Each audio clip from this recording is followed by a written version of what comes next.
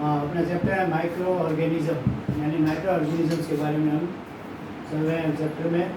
आज इसमें हम disease in animals and disease in plants by micro organism इसके बारे में समझेंगे। तो इधर मैंने लिखा है माइक्रो ऑर्गेनिज्म कौन कौन से हैं और माइक्रो ऑर्गेनिज्म एनिमल्स में कौन सी डिजीज़ क्रिएट कर देते हैं, वो है फर्स्ट है वायरसेज। वायरसेज के द्वारा एनिमल्स में कौन सी डिजीज़ होती है, पहली है foot and mouth disease in cattle. Cattle में होने वाली ये सबसे ज़्यादा कॉमन डिजीज़ है। हिंदी में इसको मुँह पका खुर पका बोलते हैं। जो कैटल्स को पालते हैं एनिमल्स को, तो उनको मालूम है कि ये रोग बहुत ज़्यादा होता है, खुर पका और मुँह पका। इंग्लिश में इसको बोलते हैं foot and mouth disease in cattle, जो वायरस के कारण होती है।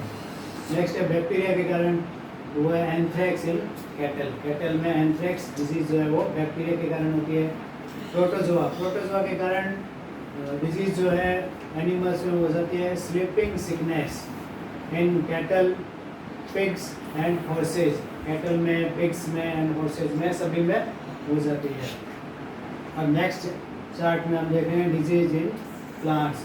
माइक्रो ऑर्गेनिज्म के द्वारा प्लांट्स में कौन कौन सी डिजीज़ हो जाती है, वो फर्स्ट है वायरस। वायरस से टोबैको मोजेक हो जाता है प्लांट्स में। और इसका मोड ऑफ ट्रांसमिशन है, कैसे फैलती है ये ट्रांसमिशन कैसे होता है, तो hands, clothing of field workers, हाथों के द्वारा, और जो फील्ड वर्कर होते हैं उनके क्लोथ्स के द्वारा ये टोबैको मोजेक डिजीज़ जो है वो ट्रांसमिट हो जाती है। नेक्स्ट भी वायरस से ही है येलो वीन मोजेक ऑफ भिंडी। भिंडी में, लेडी फिंगर में येलो वीन मोजेक डिजीज़ हो जाती है और ये ट्रांसमिट होती है इंसेक्ट के द्वारा। नेक्स्ट है bacteria, citrus canker disease air के द्वारा ट्रांसमिट होती है। फंगी से प्लांट्स में जो डिजीज़ हो जाती है वो रस्ट है। मेन होता है रस्ट ऑफ वीट, वीट मतलब गेहूँ। तो वीट में जो बीमारी हो जाती है, डिजीज़ हो जाती है, वो रस्ट है, रस्ट ऑफ वीट। यह ट्रांसमिट होती है एयर और सीड्स के द्वारा।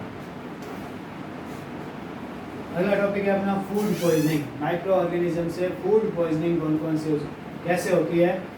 फूड पॉइजनिंग जैसा कि हमें पता है कि हम जब कोई पुराना खाना काफ़ी लंबे से समय से पड़ा हुआ, 1-2 दिन पुराना खाना खा लेते हैं, तो उससे हमें उल्टी, दस्त वगैरह हो जाती है, तो उसे ही हम कहते हैं कि फूड पॉइजनिंग हो गई है। बहुत सारे उल्टियाँ, दस्त लग जाते हैं। तो उस फूड में जो पुराना फूड होता है, स्पॉइल्ड फूड होता है जिसे अपन कहते हैं, जो खराब हो जाता है, उसमें माइक्रो ऑर्गेनिज्म क्रिएट हो जाते हैं, उत्पन्न हो जाते हैं, जिसके कारण ये फूड पॉइजनिंग हो जाती है और हमें उल्टी, दस्त होनी शुरू हो जाती है। Due to the consumption of food spoiled by microorganisms when grow on our food substances produce toxic substance। तो माइक्रो ऑर्गेनिज्म जो है हमारे स्पॉइल्ड फूड को कंजप्ट करते हैं, खाते हैं, तो माइक्रो ऑर्गेनिज्म जो उनके ऊपर ग्रो होते हैं फूड पे, वो एक टॉक्सिक सब्सटेंस प्रोड्यूस करते हैं फूड में। जहरीला या विषैला पदार्थ, टॉक्सिक सब्सटेंस ग्रो कर देते हैं फूड में।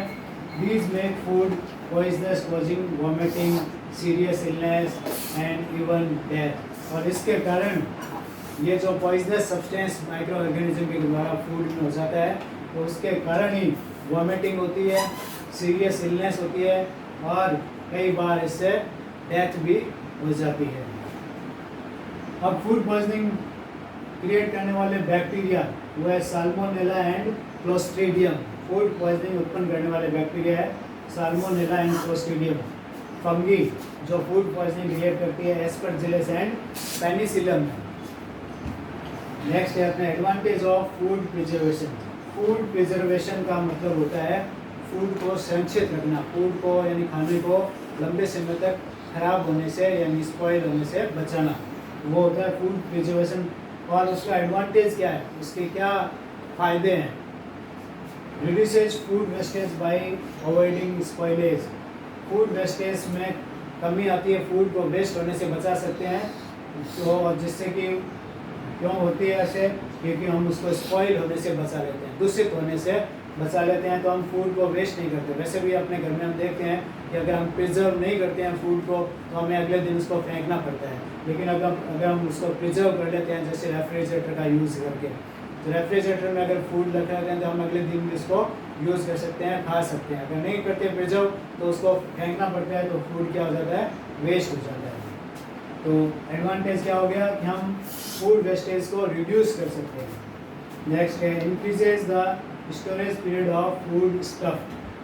फूड को स्टोरेज करने का जो पीरियड है वो बढ़ जाता है, हम उसको लंबे समय तक स्टोर कर सकते हैं अगर अपन फूड प्रिजर्व करते हैं तो। नेक्स्ट है nutritive value is retained for a longer period. इनकी जो न्यूट्रिटिव वैल्यू है फूड की वो लॉन्गर पीरियड तक बनी रहती है।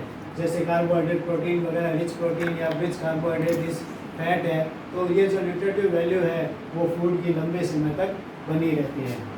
नेक्स्ट है ensures food availability in distant places and during off season.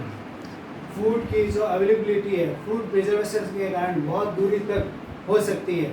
जैसे अपने को पता है एप्पल जो है कश्मीर में होती है, जम्मू कश्मीर में, तो उसको राजस्थान जैसे हॉट प्लेसेस में कैसे लाएं, तो उसको प्रिजर्व करके लाया जाता है। अगर वो प्रिजर्व करके ना लाएं तो वो रास्ते में ख़राब हो सकती है। तो लंबी दूरी तक फूड जो की अवेलेबिलिटी हो जाती है।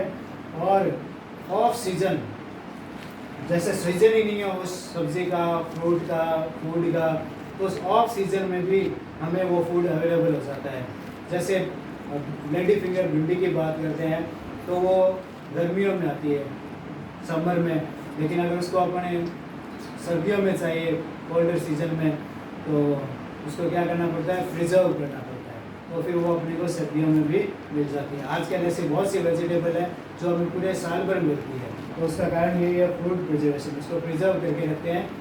इस कारण हमारे को ऑफ सीजन में भी फूड अवेलेबल हो जाता है। आज इतना ही। लाइक शेयर एंड सब्सक्राइब जरूर कीजिएगा।